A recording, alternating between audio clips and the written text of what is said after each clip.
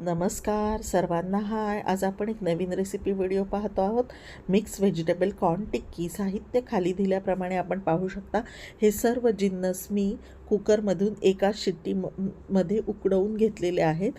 सर्वप्रथम आपण कॉर्न हा मी मिक्सरमधून बारीक जाडाभरडा क्रश करून घेतलेला आहे. त्यानंतर बारीक चिरलेला कांदा, त्याच्यानंतर बारीक किसणीने किसून बटाटा घेतला आहे आणि त्यानंतर बीट आणि गाजर मी या चॉपरमधनं चॉप करून घेतले. त्याच्यानंतर त्यामध्ये मी आलं लसणाची पेस्ट घातलेली आहे, लाल तिखट चवीनुसार आणि धने जिरे आणि बडीशोपची पूड करून टाकलेली आहे.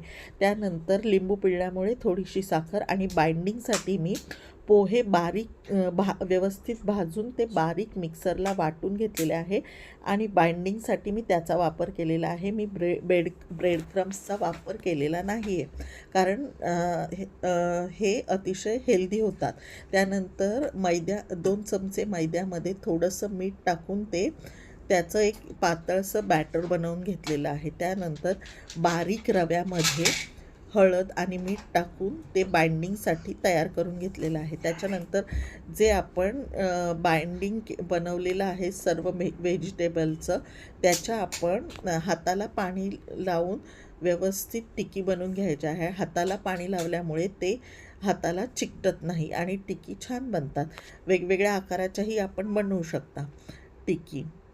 त्यानंतर आपण पॅनमध्ये एक तेल घेऊन या टिक्की जे आपण मैद्याचं बॅटर बनवलेलं आहे त्यामध्ये डीप करून त्यानंतर बारीक रव्याचं कोटिंग त्याला द्यायचं आहे आणि ते पॅनमध्ये तेलावर शॅलो फ्राय करायला घालायचं आहे.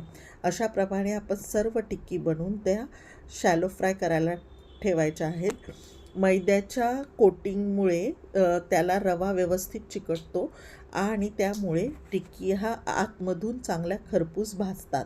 नाहीतर आपण जर रव्याचं कोटिंग नाही केलं तर त्या जळण्याची शक्यता असते, म्हणून असं कोटिंग करून घ्यायचं. या टिक्की ह्या आपण बारीक गॅसवर मीडियम टू लो फ्लेमवर भाजून घ्यायच्या आहेत, खरपूस भाजून घ्यायच्या आहेत. अशा प्रकारे आपण पाहू शकता, अशा प्रकारे त्या दिसतील. तळण्यापेक्षा शॅलो फ्राय केल्यामुळे ह्या टिक्की हेल्दी होतात. ह्या टिक्की लहान मुलांना डब्यावर देण्यासाठी अत्यंत उत्तम पर्याय आहे. त्यामुळे लहान मुलांच्या पोटात सर्व भाज्या जातात आणि हे हेल्दी पर्याय होतो. हा रेसिपी व्हिडिओ आपल्याला आवडला तर प्लीज लाईक अँड सबस्क्राईब.